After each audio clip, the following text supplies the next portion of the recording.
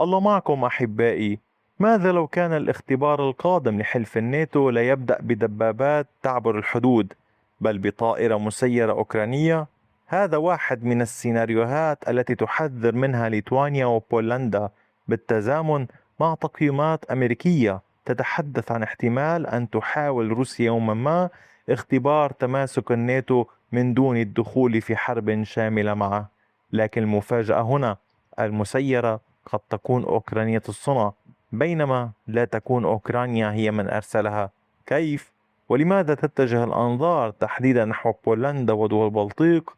والأهم، ماذا سيفعل الناتو إذا وقع هجوم ولم يعرف فورا من نفذه؟ لنفتح الخريطة. القصة تبدأ من سيناريو وليس من هجوم.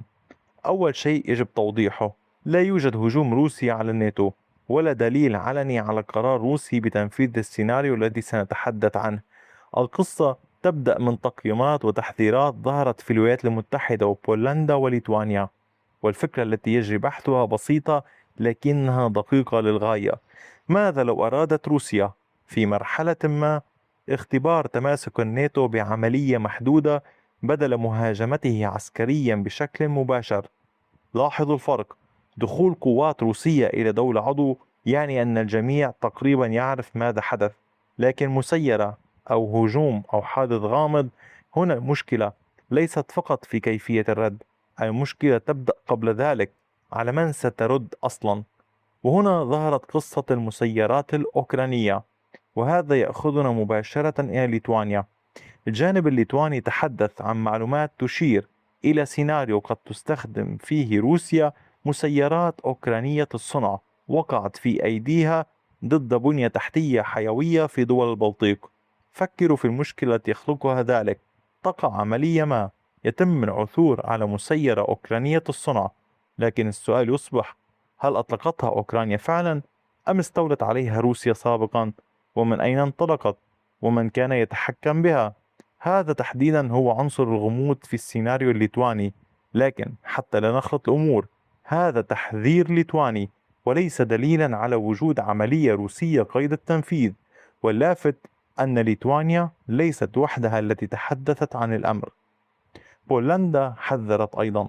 قبل ذلك تحدث مسؤولون بولنديون عن سيناريو قريب، تقول فيه بولندا إن روسيا استولت خلال الحرب على عدد من المسيرات الأوكرانية، وحذرت من إمكانية استخدام بعضها في عملية يمكن أن تقدم بصورة مضللة حول الجهة المنفذة، وهذا ما يسمى عادة عملية تحت راية زائفة. إذا لدينا الآن تحذير بولندي، ثم تحذير ليتواني، وفي الخلفية تقييمات أمريكية تتناول احتمال اختبار محدود لتماسك الناتو.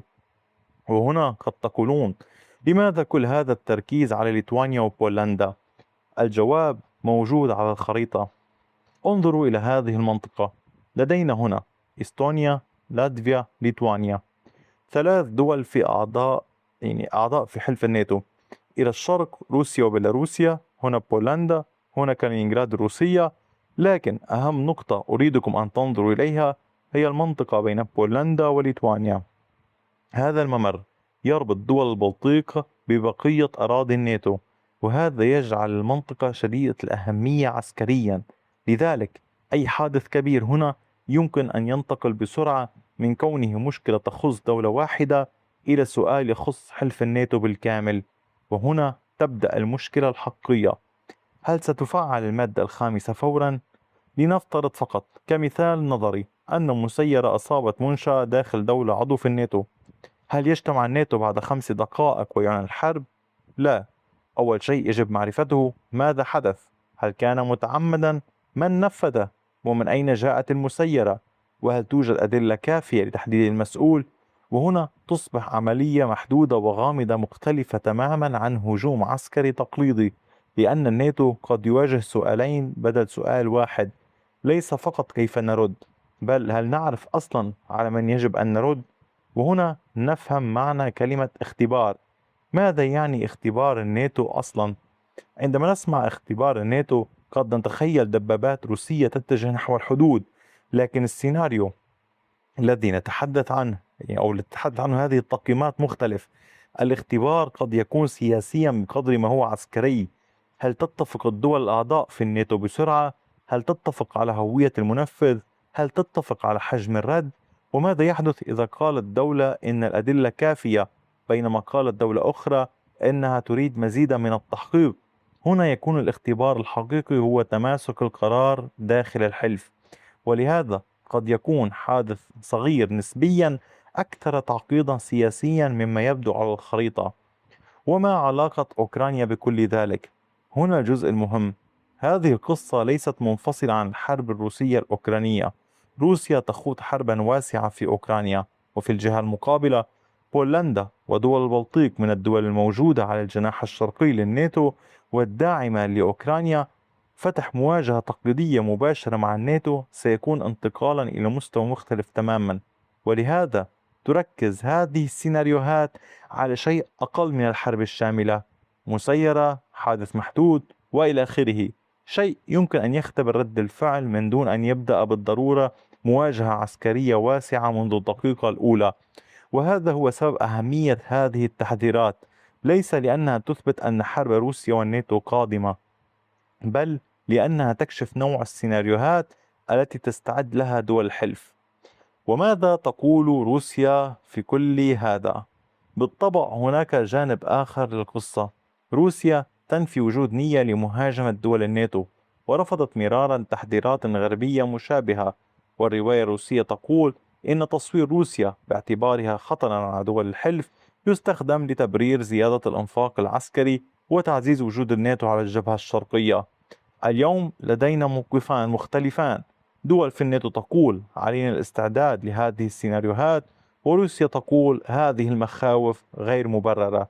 وحتى الآن المعلومات العلنية لا تسمح لنا بالقول إن روسيا اتخذت قرارا بتنفيذ العملية التي يجري التحذير منها في بولندا أو ليتوانيا. لكن هناك سؤال أكبر، وهنا نصل إلى النقطة التي هي التي ممكن تقول أهم من الخبر نفسه. منذ بداية الحرب السؤال المتكرر كان: هل يمكن أن تتوسع حرب أوكرانيا وتصل إلى دول الناتو؟ لكن هذه التحذيرات تطرح سؤالا مختلفا تماما. ماذا لو لم تصل الحرب إلى الناتو بالشكل الذي نتوقعه؟ لا دبابات تعبر الحدود، لا إعلان حرب، بل حادث واحد غامض يجبر عشرات الدول على تحديد من المسؤول وهل يجب الرد وكيف. لهذا السبب تستحق الجبهة الشرقية المتابعة، ليس لأن الحرب هناك حتمية، بل لأن أي حادث محدود يمكن أن يتحول إلى اختبار سياسي وعسكري أكبر بكثير من حجمه. في الخاتمة، سؤال: هل تستعد روسيا لاختبار الناتو؟ حتى الآن لا أدلة علنية تسمح بالقول نعم، لكن الولايات المتحدة وبولندا وليتوانيا تحدثت عن سيناريوهات متقاربة بما يكفي لأن نراقبها، وإذا ظهرت معلومات جديدة نضعها على الخريطة ونفصل بين ما حدث فعلا وما يبقى مجرد احتمال. والآن أريد رأيكم، أيهما أصعب على الناتو؟ هجوم عسكري واضح يعرف الجميع مصدره، أم حادث محدود لا يعرف الحلف فورا من يقف خلفه؟ اكتبوا آراءكم في التعليقات لو سمحتم، وشاركوا الفيديو ليستفيد الأصدقاء. وشكرا على وقتكم الثمين، وإلى اللقاء بفيديو آخر.